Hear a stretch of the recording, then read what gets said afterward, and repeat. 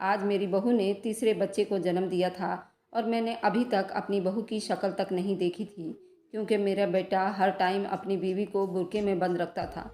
मेरी बीवी बहुत नेक है और किसी के सामने नहीं आती। मैं हर टाइम सोचती कि भला बहू का मुझसे क्या पर्दा है, लेकिन मेरा बेटा उसे मेरे सामने भी बगैर बुर्के के नहीं आने देता। आज बहू ने तीसरा बच्चा जन्मा था, तो मैंने चुपके से नर्स को कुछ पैसे दिए और कहा, मेरी बहू को बेहोशी का इंजेक्शन लगा दे। मैंने उसका सिर्फ चेहरा देखना है। कुछ देर बाद नर्स ने मुझे अंदर बुलाया। जो ही मैंने बहू का नकाब उतारा, मैंने बहू के मुंह देखे तो मेरे पैरों तले से ज़मीन निकल गई, क्योंकि वहाँ तो मेरी अजीब सी गरीब सी बहू सामने चाय का कप रख कर बोली, मम्मी जी आपको कुछ और चाहिए? मैं आज अपने जज्बात को ज़्यादा काबू नहीं कर पाई थी, इसलिए बोली, हाँ चाहिए। मेरी बहू रुक गई, बोली, जी कहिए। मैं बोली, अपने चेहरे से नकाब पलट दो, मैं तुम्हें देखना चाहती हूँ। मेरी बहू की आंखों में डर उतर गया था। वह अपना बुर्का संभालती हुई भागकर मेरे कमरे से निकल गई, जबकि मैं अंदर ही जल कर रह गई थी। न जाने अरबाज को उसमें क्या नजर आया था, जो अपनी बीवी बनाकर घर ले आया था। मेरी बहू को ब्याह कर ले आया। अब 4 साल हो चुके थे, मगर आज तक मैंने उसकी शक्ल तक नहीं देखी थी। खैर, मैंने अपना सर झटक दिया, चाय पीकर आराम करने लगी और अभी आराम करने लेटी ही थी कि अरबाज काम से लौट आया। अपनी बेटियों के साथ प्यार करने लगा था। अल्लाह ने उसे 2 बार रहमत से नवाजा था। वह दोनों बेटियों हूबहू अरबाज पर ही गई थी।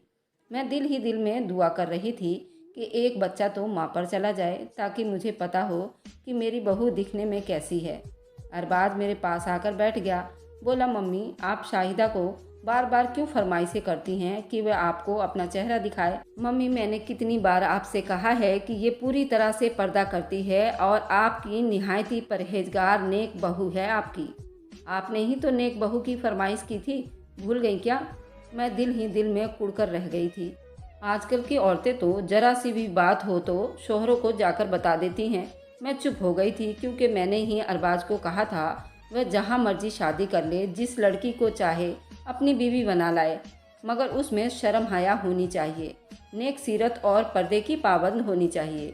अरबाज जब शादी को ब्याह कर लाया तो वह बुर्के में ही यहाँ वहाँ घूमती लड़की को देखकर कभी कभार तरस आ जाता, तो कभी कभार हंसी आ जाती। मुझे तो यही शक था कि शायद ये सब मुझे लुभाने के लिए करने लगी थी, लेकिन अगर ये ढोंग ही होता तो इन 4 सालों में खुलकर सामने आ जाता। बस अब बहुत हो गया था। मैंने भी सोच लिया था कि कैसे भी करके मैंने उसकी शक्ल देखकर रहूंगी। उन्हीं दिनों मुझे अरबाज ने खुशखबरी सुना दी और बोला, शाहिदा उम्मीद से है, आपने उसका बहुत ख्याल रखना है और हर दम दुआ करनी है तंदुरुस्त और सही सलामत औलाद हो।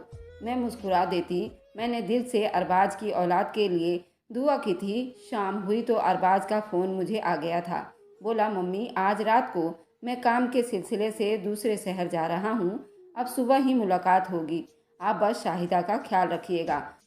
मैंने उसे कहा, तुम बेफिक्र रहो। थोड़ी देर के बाद ही शाहिदा भी मेरे पास आ गई और बोली, मम्मी अरबाज तो आज घर पर नहीं आएंगे, आप ऐसा करो अपनी दवा खाकर सो जाओ।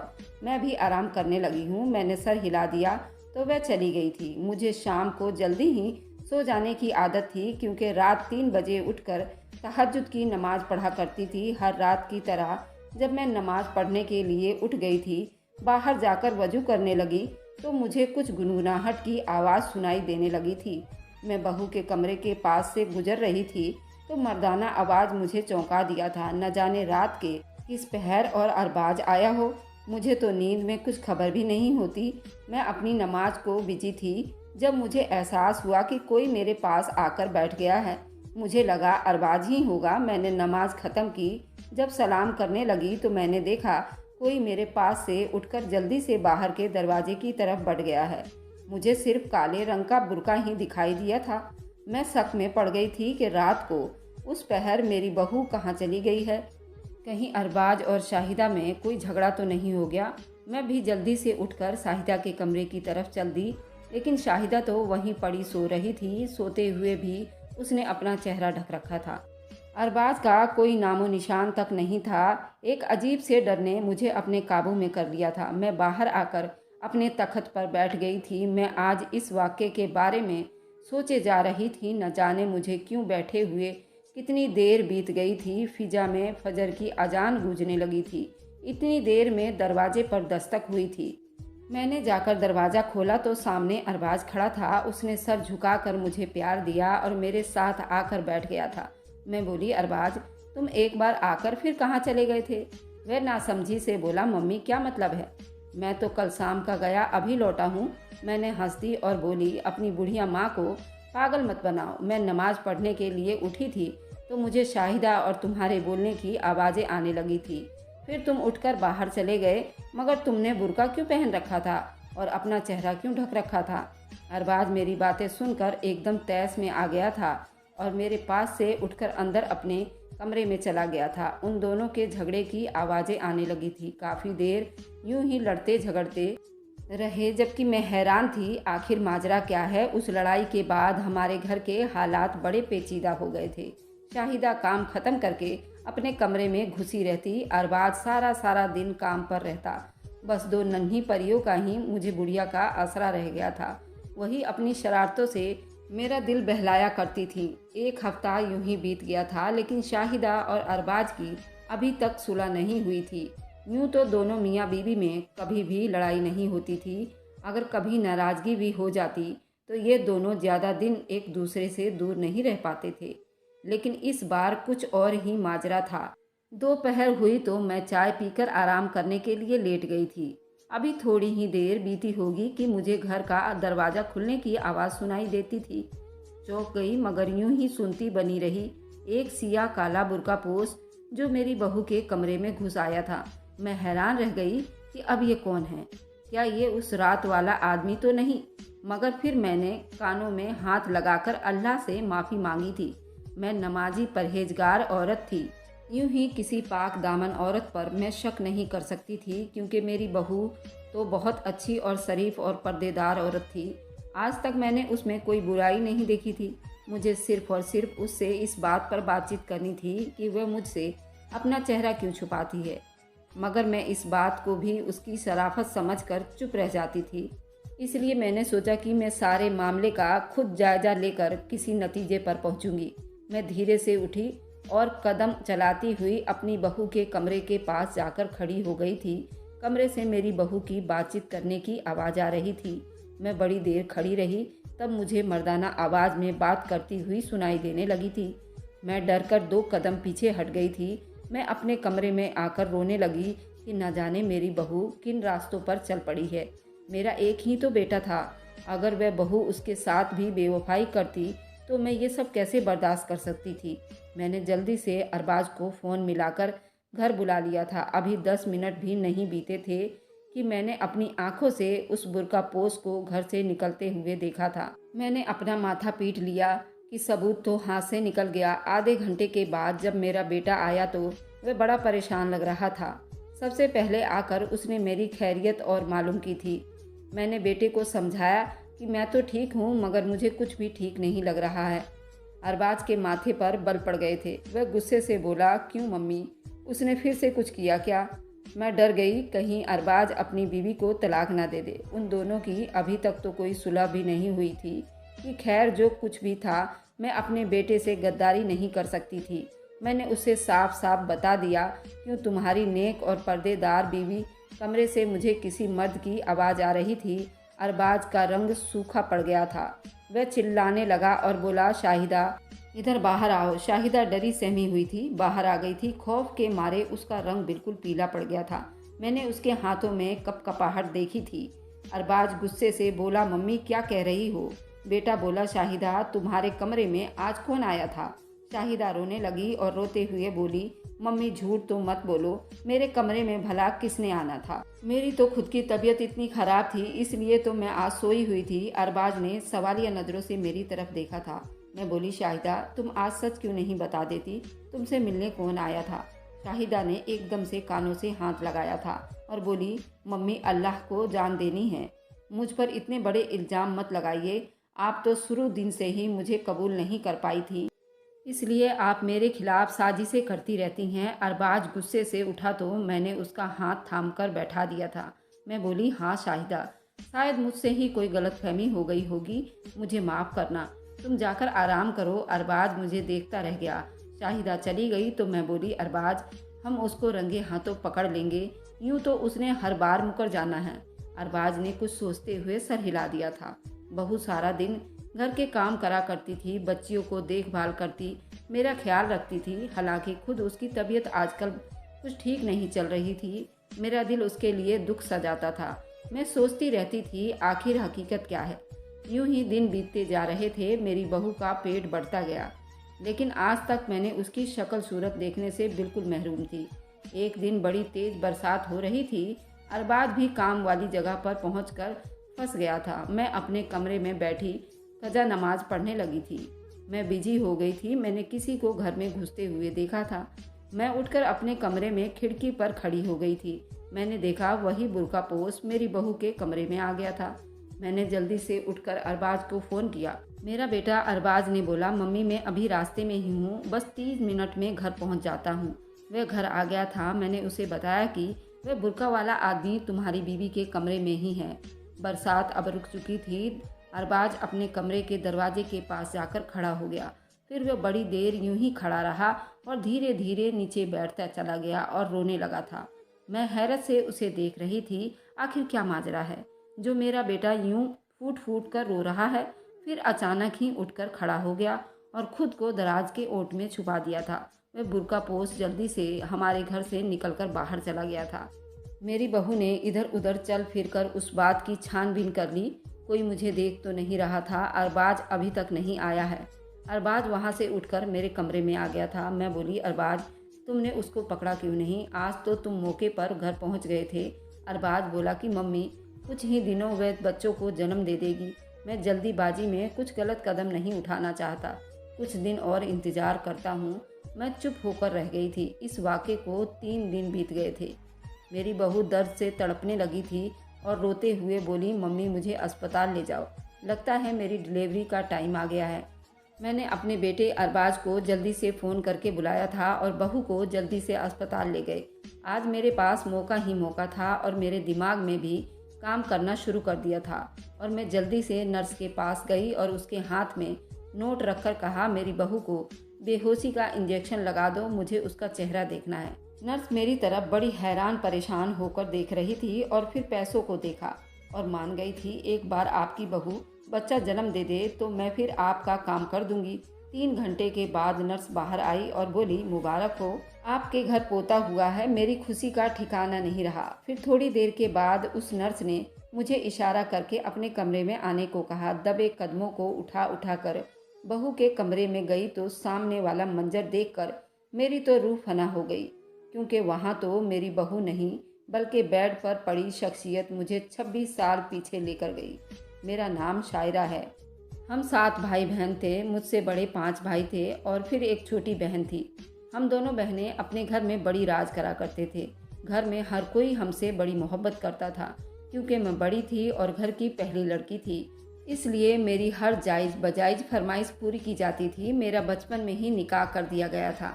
मेरी बुआ का बेटा और मैं एक दूसरे से बहुत मोहब्बत करते थे।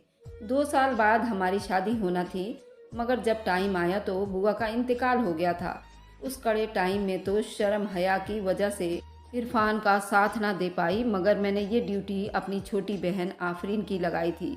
वही इरफान का ख्याल रखे और मैं अपनी छोटी बहन आफरीन से उस तक मैसेज पहुंचा देती थी। जिस दिन बुआ का 40वां था, मैंने ही पूरे घर के इंतजाम संभाल रखे थे। उस शाम जब मैं थक हार कर छत पर थोड़ा आराम करने गई तो इरफान भी उधर ही आ गए थे। वह बोले, तुमसे मैं माफ़ी मांगना चाहता हूँ। मैं बड़ी हैरान थी कि आखिर किस बात की माफ़ी। फिर वह रोने लगा। मैं भी रोने लगी थी। मैं बोली, यूँ रोने से तो बुआ के रूह को तकलीफ़ होगी। इरफान बोला, मैं जो करने वाला हूँ उससे तो मम्मी की रूह तड़प जाएगी। फिर इरफान ने मेरे मुंह पर मुझे 3 बार तिलाक देकर चला गया था, जबकि मैं गम में हो गई थी। आखिर मेरे साथ क्या हो गया है। वहीं बैठकर रोने लगी थी, तब नीचे शोरगुल होने लगा था। मैं भागकर नीचे गई तो पता चला मेरी बहन आफरीन लापता हो गई है। मैं भागकर आफरीन के कमरे में आ गई। वहाँ एक खत पड़ा हुआ था। जब मेरी नज़र उस खत पर पड़ी थी, जब मैंने वह खत उठाकर पढ़ा तो उसमें लिखा हुआ था कि मैं और इरफान एक दूसरे को बहुत पसंद करते हैं। मैं ये जानती हूँ अगर हमने घर में शादी की बात की तो बहुत बड़ा फसाद खड़ा हो जाएगा और जुदाई हमारा मुकद्दर बन जाएगी। इस्लाम में 2 बहनें एक मर्द के निकाह में नहीं रह सकती। इसलिए बाजी को इरफान ने तलाक दे दिया है। मेरे लिए तलाक एक जहर से कम नहीं था। खत पढ़कर नीचे गिर गई थी और मैं ये सोच रही थी कि मेरी ही बहन ने मेरे पीठ में छुरा घोंपा है। मैं तो शर्म हया के मारे कभी इरफान से बात नहीं कर पाई थी। बचपन से ही एक दूसरे से मोहब्बत करते थे और अचानक ये सब हो गया था। मैं कैसे बर्दाश्त कर पाती जब मैं अपने आप को कोस रही थी कि काश अपनी बहन को मैंने अपने शोहर से दूर रखा होता। और फिर मम्मी ने मुझसे आकर वह खत छीन लिया था। फिर न जाने क्या हुआ, क्योंकि मैं तो बेहोश हो चुकी थी। जब मुझे होश आया तो मैंने अपने 5 भाई को अपने पास खड़े पाया था। वह मुझसे बातें करने आए थे कि वे इरफान और आफरीन को पाताल से भी निकाल लाएंगे और उन्हें कड़ी सजा देंगे। मगर मैंने अपने भाइयों के सामने हाथ जोड़ दिए थे। मैं बोली कि आप मुझ पर ये सितम हरगिज मत कीजिएगा। मैं ज़िंदगी में दोबारा उन दोनों का कभी सामना नहीं करना चाहती। उस दिन के बाद आफरीन और इरफान का किस्सा हमेशा के लिए ख़त्म हो गया था और मेरी ज़िंदगी का इम्तिहान अब शुरू हो गया था। मेरे पापा मेरा रिश्ता ढूंढने लगे तो कहते हैं कि अगर आपकी बच्ची में इतने ही गुण होते तो उसको तलाक ही क्यों होती। मेरे बहुत बार रिश्ता आया और वे लोग ठुकरा कर चले जाते। मुझे ये सब सहना पड़ी थी। मैं दिन भर इसी उलझन में डूबी रहती, मगर जो ही रात होती तो अपने दिल के गुब्बार फोड़ने बैठ जाती थी। सारी सारी रात रोती रहती थी। फिर मेरा इम्तहान ख़त्म कर दिया गया था। अब मेरे लिए अशफाक का रिश्ता आ गया और मैं शादी करके अपने घर आ गई। उन्होंने मुझे दुनिया भर का प्यार दिया और मुझे हर चीज़ ला कर दिया, लेकिन मैं अपने अंदर से वह अजियत ना निकाल सकी थी जो मुझे मेरी बहन ने दी थी। मैं अपने शोहर को हर लड़की से बचाकर रखती थी। मुझे हर औरत पर शक होता था, इसलिए मैंने अरबाज के लिए खुद से कोई रिश्ता नहीं ढूंढा था। मैंने शादी का ख्याल उसके हाथ में दे दिया था। मैं बोली कि तुम ही लड़की देखकर शादी करके बहू को घर लाओगे, मगर मेरी एक शर्त है कि लड़की बिल्कुल शरीफ हो। अरबाज ने मेरी बात को अपने पल्लू से बांध लिया था। वह एक बहुत ही ज़्यादा पर्देदार लड़की को ब्याह कर ले आया था, मगर आज उस लड़की के पर्दे का भी भांडा फूट गया था। मैं अरबाज के कमरे में निकल गई थी। मैंने पोते को हाथ में लिया और प्यार किया। अरबाज भी बहुत चुप लग रहा था। 3 दिन के बाद बहू घर आ गई थी। अब बेहतर लग रही थी। मैंने उसके पास बैठे पोते को प्यार कर रही थी जब मैं बोली, आफरीन कैसी है। मेरी बहू की सिर्फ आंखें ही मुझे नज़र आ रही थी। उन आंखों में बड़ी बेचैनी थी। वह बिल्कुल चुप थी। मैं बोली, सच बता क्यों नहीं देती। वह रोते हुए बोली, आफरीन तो 12 साल पहले ही कैंसर के मर्ज में मुब्तला होकर अपनी जान गंवा बैठी थी। मरते दम तक उसके लबों पर सिर्फ आपका ही नाम था। मम्मी कहती थी कि मुझे शायरा की हाय खा गई है।